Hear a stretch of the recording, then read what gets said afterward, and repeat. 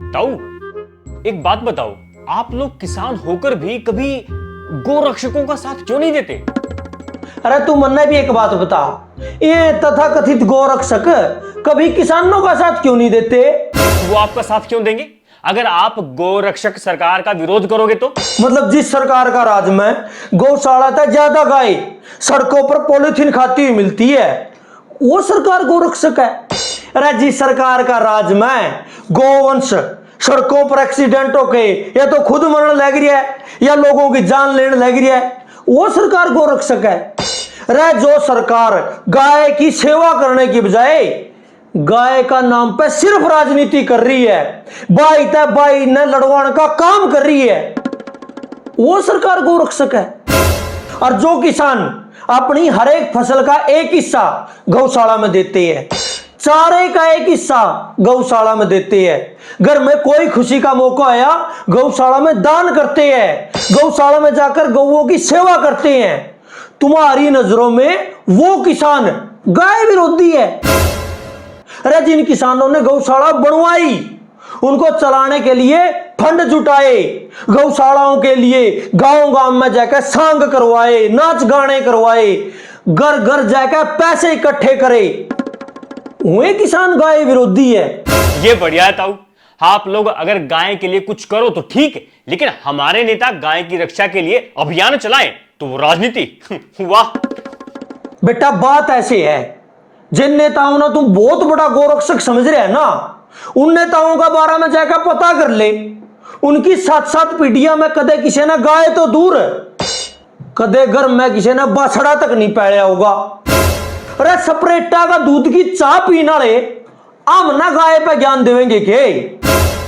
अगर तेरे ये नेता इतने बड़े गोरक्षक है नहीं तो बुला उन्हें और पूछ, ये हजारों की तादाद में गोवंश सड़कों पे क्यों घूम रहे हैं, उनको बचाने के लिए कोई गोरक्षक क्यों नहीं आता?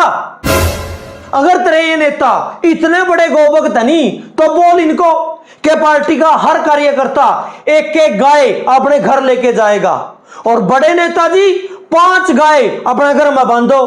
अरे कदलक दूसरे के दीवा पर दिवाली मनाओगे? अरे तू छोड़ नेताओं और कार्यकर्ताओं ने, तू अपना मुख्यमंत्री खट्टर ना जाके पूछ कि उससे पहला जब हरियाणा में कांग्रेस की सरकार थी और उड्डा मुख्यमंत्री था तो मुख्यमंत्री आवास पर कई गाय पाली जाती थी।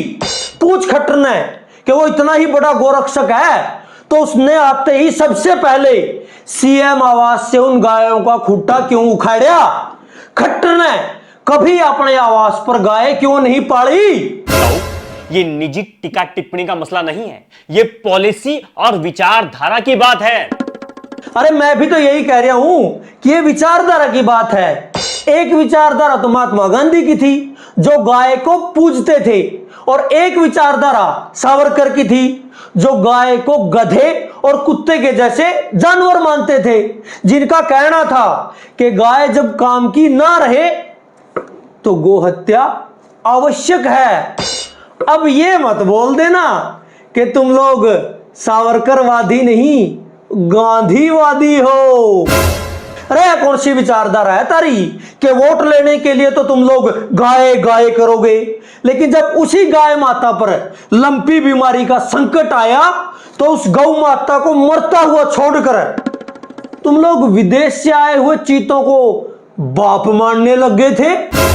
अरे कौन सी विचारधारा या पॉलिसी है थारी कि तुम लोग यूपी और हरियाणा जैसे राज्यों में तो गौ हत्या और बीफ पर बैन लगा देते हो, लेकिन तुम ही लोग गोवा, केरल और नॉर्थ ईस्ट राज्यों में जाकर कहते हो कि बीजेपी को वोट दो। बीजेपी को वोट दोगे तो हम तुम्हें सस्ता और बढ़िया बीफ देंगे।